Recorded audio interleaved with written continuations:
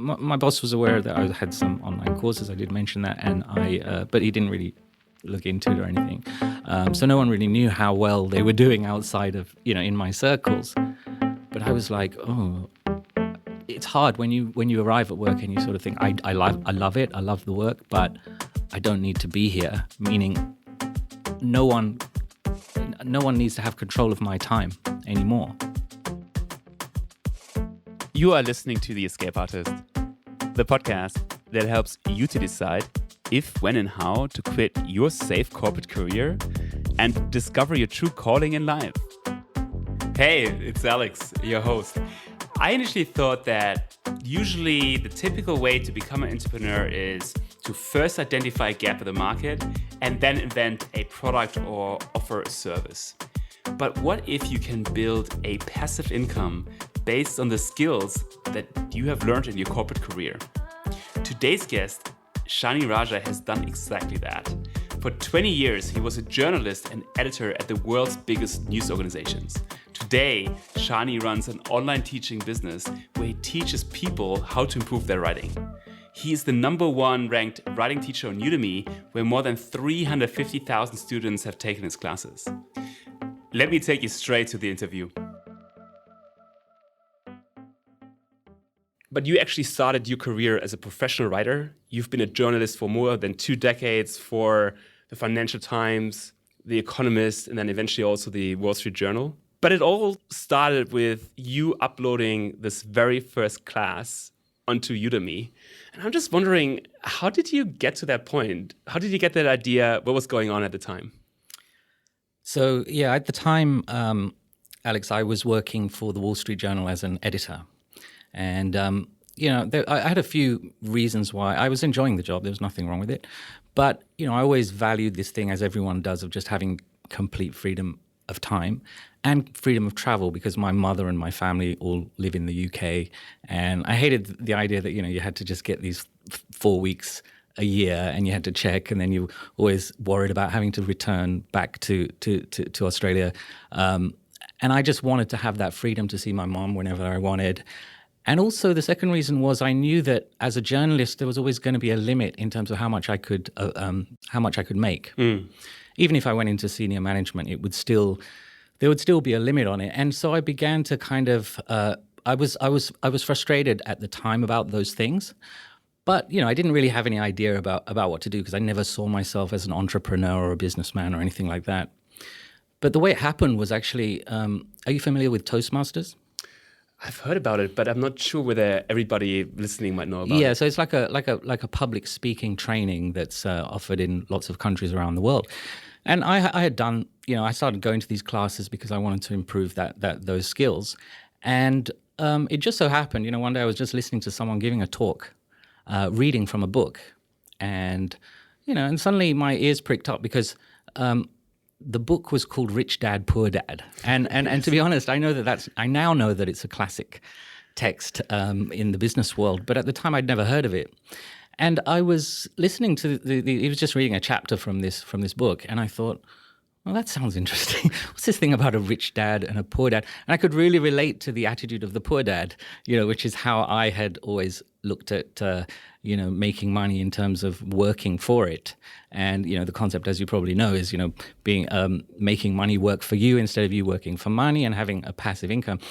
And until that point, I had never really seriously considered it in terms of mindset.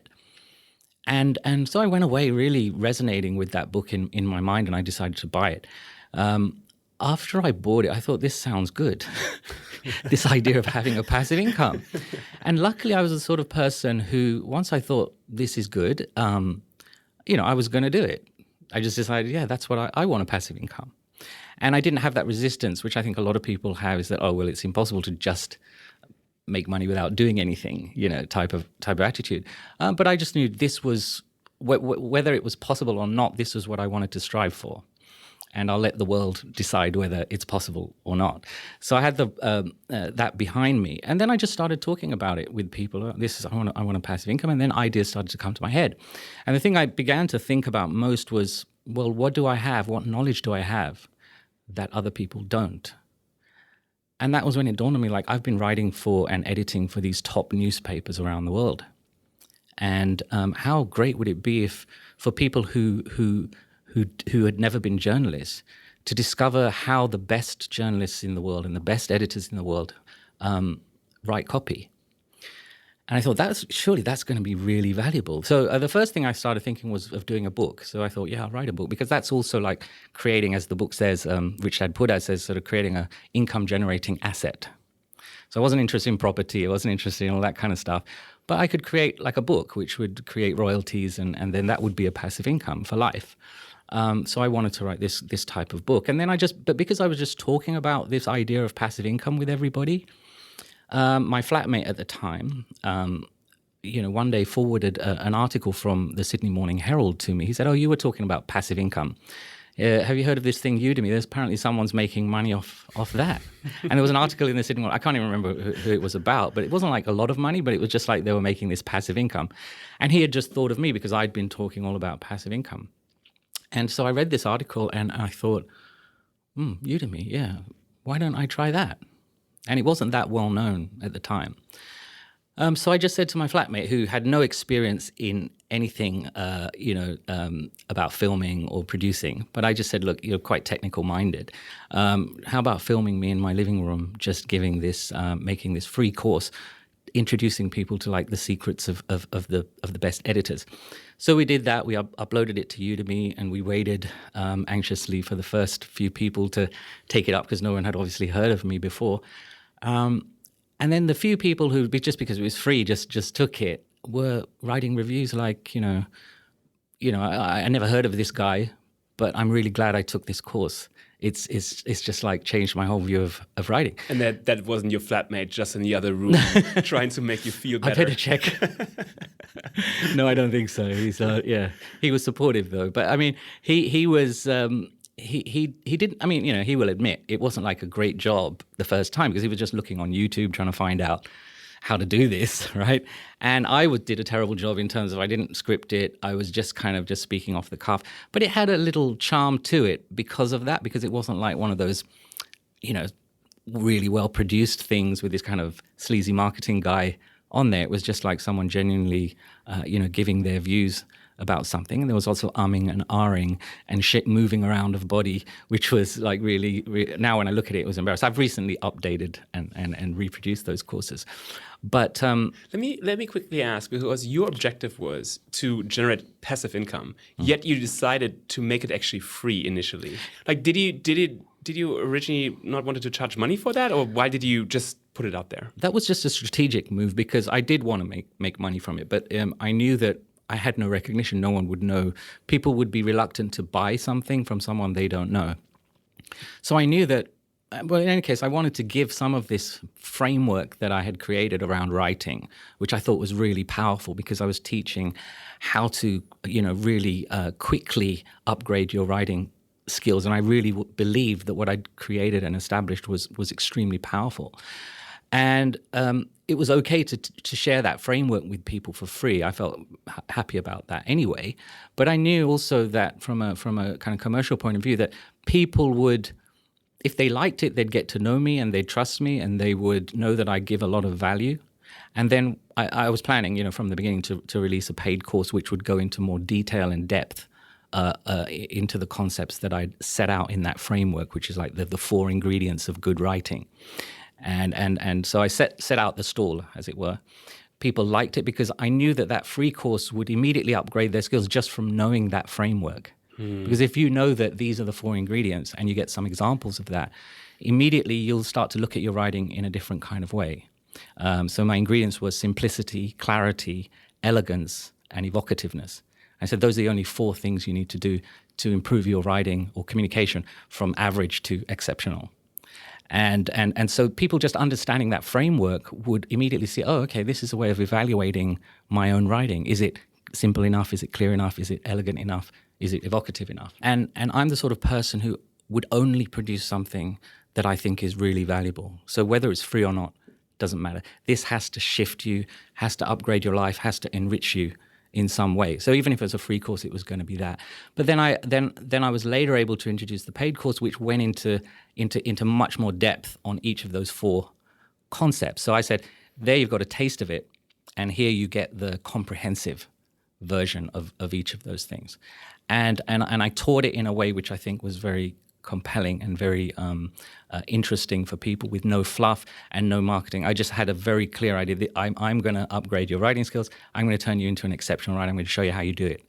And I was totally focused on that. And I think that explains a lot of the success of that. If you think about like what did you learn from that very initial course that you put online that you then instantly actually could put into practice for the paid course?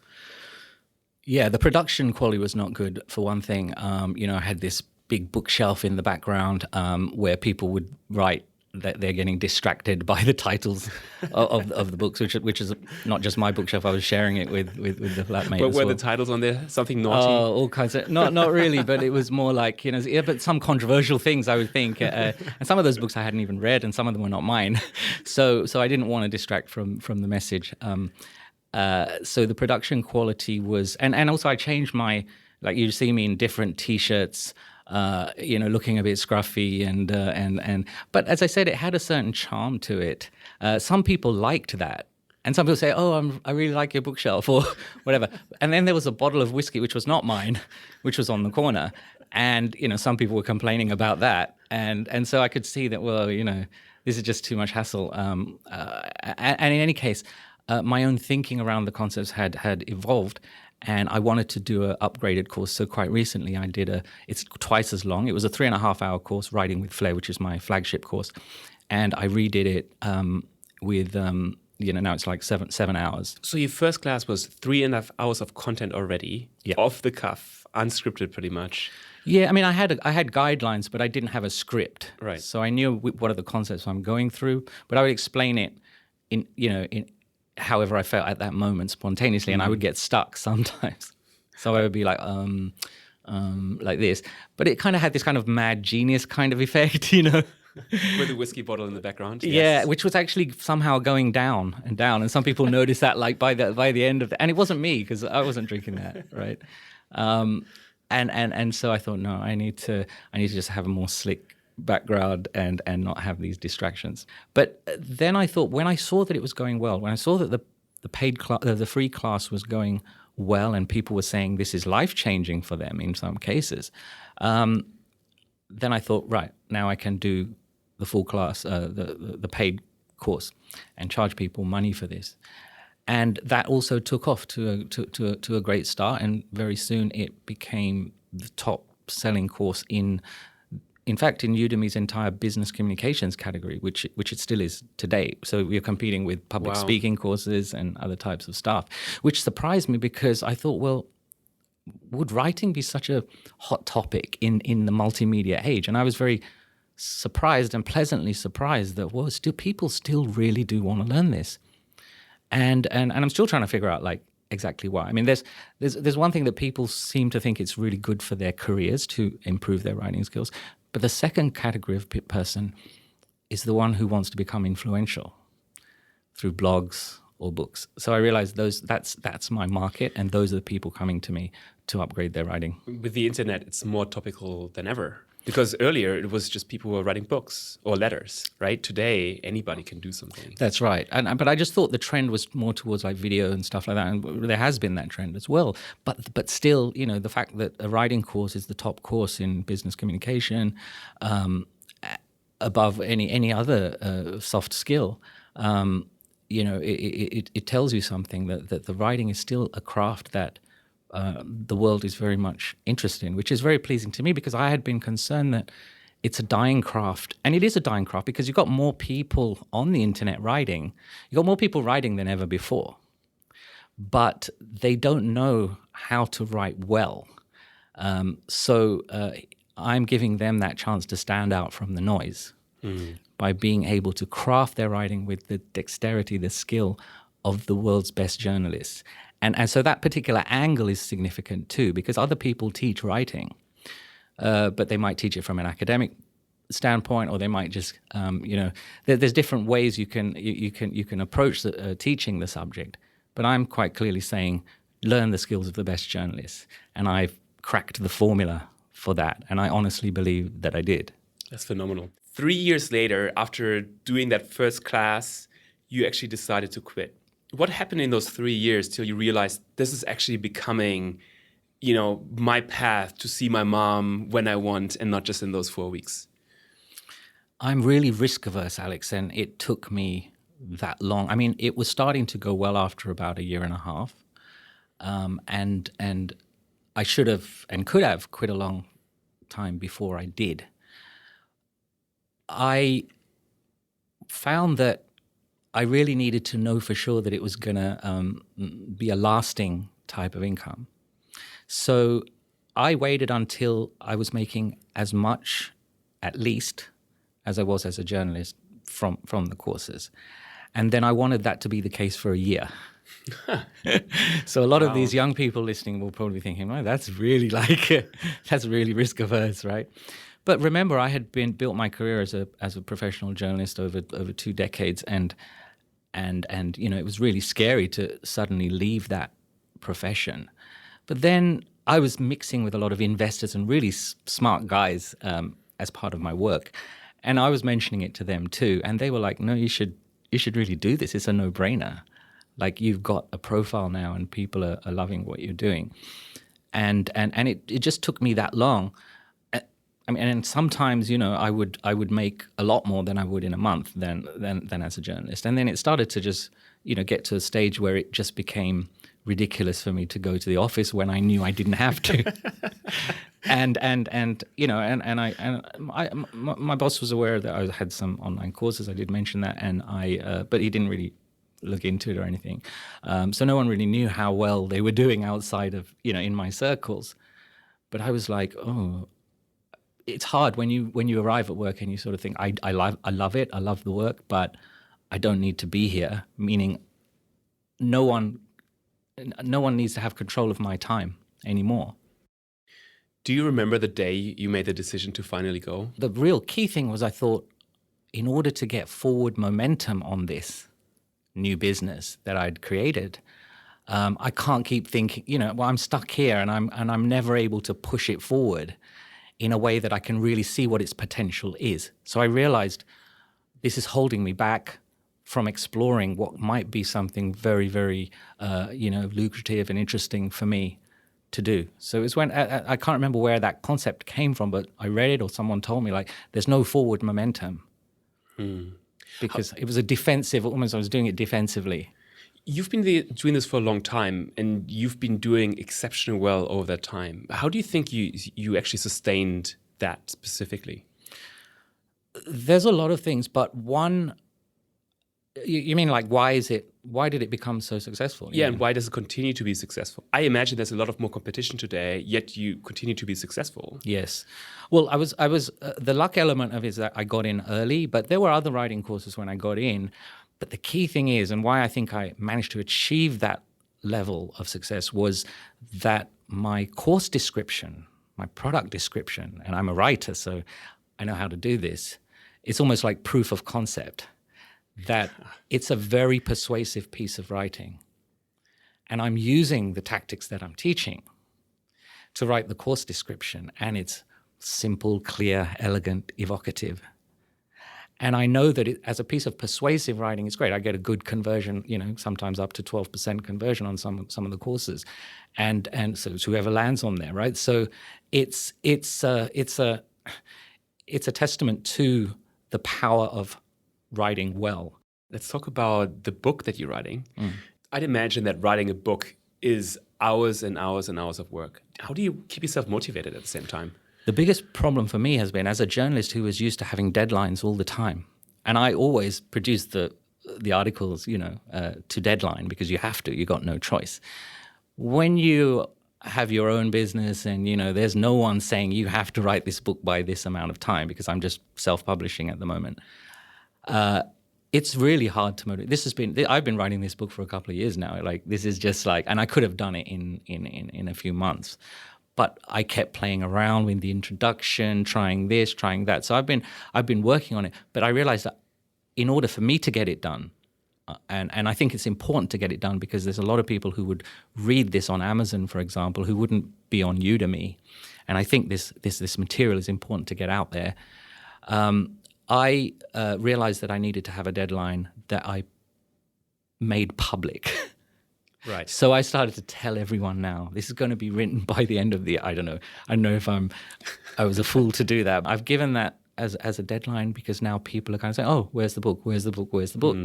And I feel embarrassed about not having it, right? So I want to get it done and I'm getting it done. And now finally, after I publicly declared that, the momentum has really picked up. And now I've got a beautiful introduction to the thing, which is the hardest thing to crack for me, is like, how to introduce this in a way that is really compelling and dramatic. I want to talk about what people could learn from you, who are listening to this today, what could make them a better writer. And the reality is I personally do spend most of my day writing emails, right?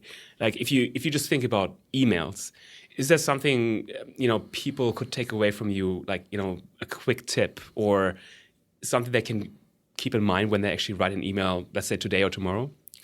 I was talking about this with somebody yesterday because I always find it difficult to understand what's so difficult about writing an email because, I mean, it's a bit conceited because I've been a professional writer for a long time. So I sometimes can't understand what the problem might be. But then I was speaking to someone yesterday who was saying, like, how do I reply to someone sending a farewell message? They're leaving the company, and I never know what to say. I never know what to, how to say it. Or, someone has asked you, made an inquiry of you, and how do I respond? And when I dug into it, I found that, look, there's two things you're doing. One thing you is the content of the reply, which is you're answering the question, or you're fulfilling your purpose in writing the content. But then there's the tone of the email around the content.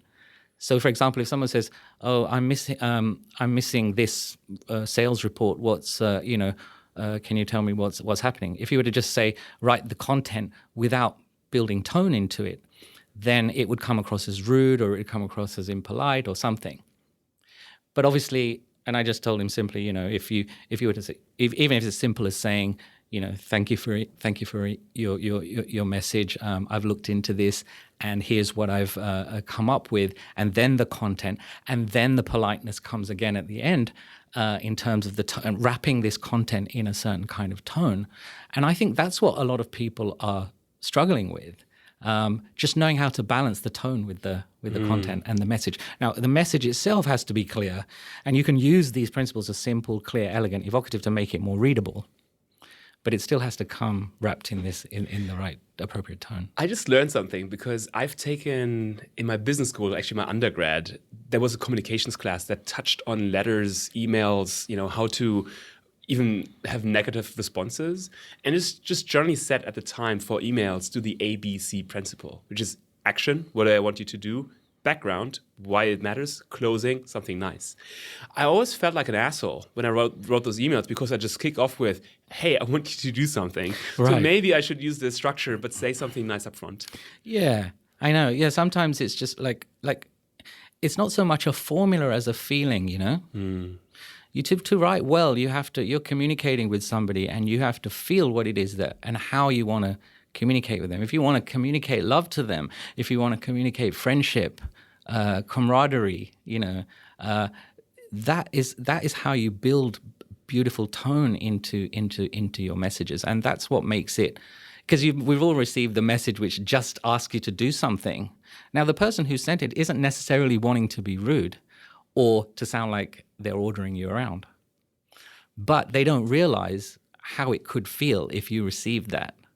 And so it's empathy and just kind of like looking at like, how would I feel if someone sent this to me? And then it varies according to who you're sending it to. Like I once made a big mistake at a big company where, you can see where certain kinds of etiquette can get you into, not understanding etiquette can get you into trouble. So the CEO of that company had sent an email to various people, mentioning some problem. And I think I just kind of replied in a way to everybody which didn't show the specific, the courtesy that I think I needed to show in that particular email. And my tone was addressed to everybody and not specifically to him, though he had sent the email. And there's things like that can get you caught up. You have to really be careful, like, who am I communicating with? What's the impression I want them to have of me? Am I showing enough respect or appropriate deference if it's required or whatever? And I think that when people say, I really don't know how to do emails, I think a lot of the time that's what they're talking about, is just sort of understanding that empathy. What's the appropriate way? The strange thing is I found out recently that one of the most common questions in Google around writing is how to write a resignation letter. It's one of the most searched for, I think the most searched for. Turns out I was thinking, what's so difficult about that? Like, I couldn't understand why so many people are searching for that. I'm still looking into it, and I'll see, because I want to try to create a course. You don't have the answer yet? No? Yeah, well, I don't know what the difficulty is. Like, for me, it's just about saying what you want to say in the appropriate tone. I wouldn't need an instruction on it, but I want to, maybe it's that, maybe it's something else. But I want to address that need, whatever it is, once I find out what it is. Speaking of your class, and you have those 4 principles, can you elaborate on what they mean and what they mean in practice? Yeah. So simplicity is the quality that brings punchiness to your writing. Just any word that can be deleted because it's not strictly necessary for conveying the point. Right. If you find that when you remove that word, what happens is the sentence gets tighter, as we say in journalism. And a tight sentence is one way. A tight sentence is one where there's nothing else you could cut out, otherwise it would lose its meaning. And that way you've reached the kind of the highest point of simplicity and economy in your writing. And what that does is it gives you, it can just be like there is, or that, the word that often appears when you don't need it. So that's a bit of hot air, right? Or some redundant words or repeated words where you're saying the same word twice in the same sentence, or the same concept is repeated in some way. When you remove all of that hot air, then you get the maximum tightness. And if that's running throughout every sentence, you're going to get a different feeling running through it. A lot of academics don't know this, don't understand this, and haven't learned it. So that's why a lot of that, it's a bit snoozy, some of their writing. And hard to read as a result. Hard to read. Right. Clarity is about just making sure that everything you're saying is perfectly understood. It's not ambiguous anywhere. It's not vague. Or it's not fuzzy. Ambiguity, like, John Smith's rivalry with Peter Jones has intensified since he was promoted, where the he could refer to either of them. Yeah. Now, a lot of people do this because they're not thinking that closely about how the other person who's reading might not see that the he is ambiguous there.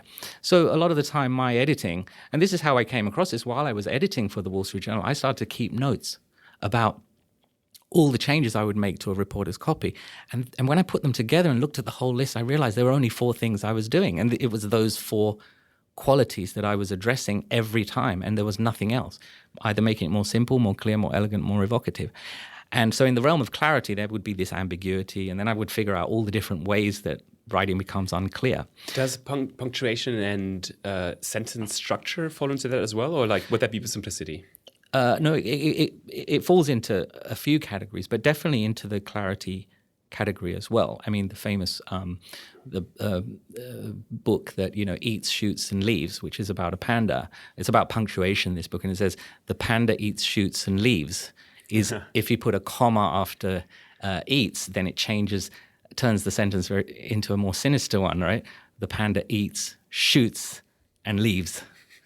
Right. So a simple comma can make a massive difference. Did you eat, mother? Did you eat, mother? Yes. So you've got to. So things like that. If someone misses out the comma where it's needed, the editor will fix that. So that's the layer of simplicity and the layer of clarity. Then elegance. What does elegance do? This is the one where I think many people don't know about this. People know about simplicity and clarity, but elegance is the quality that brings flow to your writing.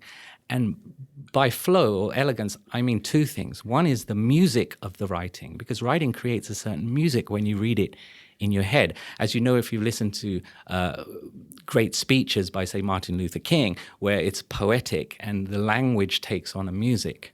So that's one concept in elegance. The second concept in elegance is the structuring of the ideas. So as you move through one idea to the next, in any piece of writing, how well do they connect with each other? So I discuss what I call elegant ordering of a narrative, so that you make sure you've got the best flow of ideas from one to the next. Because you could have a structure which has different parts, but how elegantly are they ordered? So bringing those two elements in, you create this third layer of elegance through your writing. And finally, evocativeness is where you can bring in, make people see and feel what you're writing. So it's about language that is evocative, that creates pictures in the reader's minds or moves the emotion of the reader. So having that whole toolkit, those 4 qualities, are what turn average writing into exceptional writing. And I really believe that has cracked the code of what good writing is.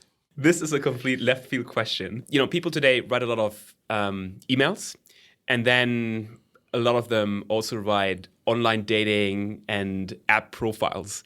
Is there something they could learn and actually put into practice, and let's say how to write a good description about themselves, that brings the reader, as in the other gender or the same gender as you wish, interested in you? I hadn't thought of that, but a memory does come to mind of when I have used writing to get someone out on a date before. Those concepts of elegance and evocativeness, particularly, can create a certain feeling in the other person that can work to your benefit. Because if you sound clunky and if you sound a bit kind of like ideas all over the place, you give one kind of impression about who you are. But I would imagine that you look a bit classier if you can couch what you're saying and want to say in language that flows really nicely and sparks pictures in people's imagination. It seems so far at your end, everything has gone quite smooth and perfectly. And I do wonder whether that's the case, because actually you waited such a long time and you're risk averse and you took your time to leave, or are there certain things that took you by surprise and where you needed to readjust, and in hindsight you or others could even learn from? I guess the biggest lesson that I've learned is, as I mentioned, I had no marketing experience or anything prior to this. My approach was simply what I now call in marketing speak the 3 Ps. And my 3 Ps are product, packaging, and placement. So with product, what I aim to do was just create something extremely valuable. Because if I want to make money from something, if I want to make good money from something, it has to affect many, many people. So it has to be a brilliant product, first of all. So I focused my attention on saying at least what I thought was brilliant. So I wanted to pat myself on the back and say, wow, people are really lucky to have this. The product had to be that good, in my estimation, at least. The packaging is what I mean by, okay, you've got this great product, but how are you going to attract people to it? So you have to build the packaging around that, which is my course description, my curriculum design. The thing must look like something, like if you go to an Apple store and the packaging looks good, right? The way that things are presented, the way that they are, because it could be the greatest product in the world, but if it looks naff, then people may not be interested in getting it. So I wanted to get the packaging part of it right. People are excited to see this and to get it. And the placement was just, well, now I've got this product with great packaging. Let me put it where lots of people are. Like Udemy. So Udemy had now 40 million people, students. At the time, I think about 10 million. But still, it was somewhere I said, okay, got this great product, great packaging, put it in the right place. So, and that strategy has worked for me. And I don't know if it works for everyone, but it worked for me in terms of I have done no marketing for my own courses, ever. Wow. So this is what's interesting, right? So I just used that concept to say, create something valuable, put it in, package it nicely and put it in the right place. And for me, that has worked a treat. Now, marketing and digital marketing, all this other stuff that I could do, which I will do now, is just for extra income, right? If you want to. I don't at the moment. I don't have to, but I can. I can. There's a lot more that I could be doing to promote and market my courses. But why don't you do so? Because it's always a trade-off between your freedom and the money. So this is something that I think a lot of people need to think about. Like, what do they value most? Do they value? I could spend a lot of time turning this into a really, really big business, and at least try. But that would, then I'd have to hire people. I'd have to, maybe get people on staff even, and stuff like that. And that means I'm involved in a way which takes away some of the freedom I have to just sort of say, you know what, I feel like going to Japan today, which I haven't done, but at least theoretically I could, right? There are obviously other mitigating factors that might prevent that happening, but at least you have the option of doing that. And so I know that any attempt to scale the business, it may mean compromising my time.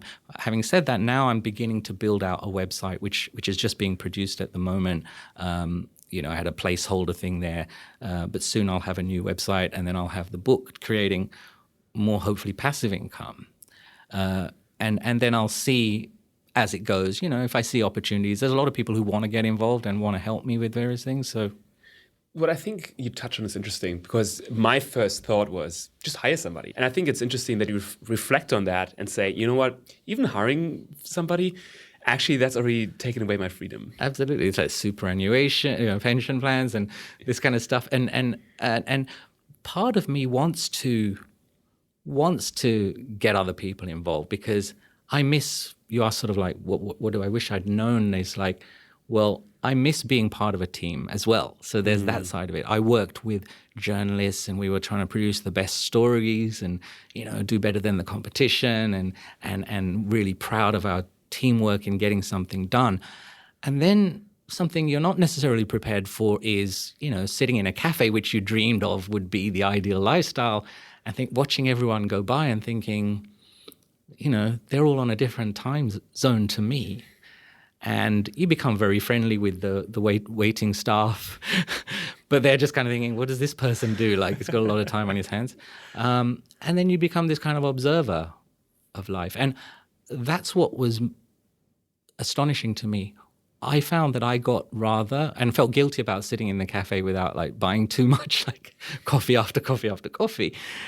And then going home and then thinking, well, I don't have to do anything right now, but what shall I do? Now, because of that empty space, I began to go to a shared workspace. And as a result, again, got into contact with people, and this was like very exhilarating to me. And what I was doing was helping them to improve their messaging. A lot of startup companies who had no idea about how to do press releases or how to do presentations or do pitches or whatever. And I would help with their messaging, and I got a lot of fulfillment from that. I did it for free, just helping out. Hey, it's Alex again. I recorded the interview with Shani just before the pandemic happened. So I checked in with him to hear how his business is going in the times of COVID-19. And initially he saw a strong increase in demand for his classes, but Shani is not entirely sure how long this will last. My big surprise, though, was where our conversation went from there.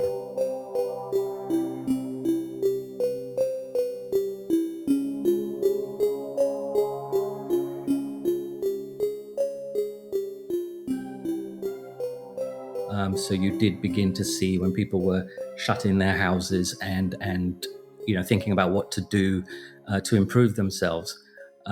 It seems that not just me, but a lot of other online instructors appear to have seen a little uptick. The thing is, in the bigger context, there are a lot of economic problems likely to happen in the coming period as well. So I've seen that tail off a little bit now. So after that immediate spike, we may begin to see some of the other factors coming in, people losing their jobs, for example, or just having less money to spend. So yes, there was an immediate uptick, but it's not clear how long that's going to last for. Going back to the original question, I mean, I'm just curious if you think about the worries that you had when you were employed versus the worries that you have now as you're running your own business. Is that a different level of stress? It is kind of, because you felt that as long as you were performing well in your role at work, you felt a little bit shielded by being part of a bigger company. Now you are really sort of out there on your own, and that has implications not just for the business side of things, because you're totally responsible for the income coming in, but also in terms of just having a team around you. You don't have that if you're just a solopreneur, as they say. So, which is why in the last few months, I've also got a few people working for me, working with me, and that's been a tremendous shift, because it's really made me feel happier about my situation, just having a team, but also people, other pairs of eyes looking out for business opportunities and business risks. So that's been a big shift that's happened that I'm quite happy about. That's very interesting, because initially you were saying, Alex, I don't really want to manage people. What changed your mind? I think it was that when I decided that I needed to grow on my own and not just be dependent on these third-party platforms, it was going to be impossible to find the motivation to do all the extra things that you need to do aside from creating content, but actually managing the business side of things, managing the technology side of things. It just put you off from the idea of wanting to grow, because you just know that you have to then develop all these new skill sets in order to get that traction. So I was lucky enough that there were people around me who loved what I did, who were very emotionally invested in what I was doing, and they've just been wonderful. So I've been able to leverage their skills, particularly the technological skills of one person and the business management skills of another. And so that has now made me realize, yes, I need to start outsourcing things that I hate doing myself, all the stuff that's sort of non-creative stuff. and then I can have enthusiasm about creating new content. So I'm planning now a whole bunch of new content, which I feel like doing now, because I know I don't have to handle all these other aspects of the business that I didn't want to do. So it's actually been a concept. But the issue still remains, how many people do you want to manage? The more people you bring on board, the more of a management issue it creates for yourself. So it's always about finding that balance for me between the freedom, as I said, the freedom that I want in my life without having to manage people, but the support I need. So I'm trying to just balance that and do it in a way that doesn't overwhelm me and start turning me into a fully fledged entrepreneur who is, I'm trying to avoid that as much as possible so I can retain my freedom.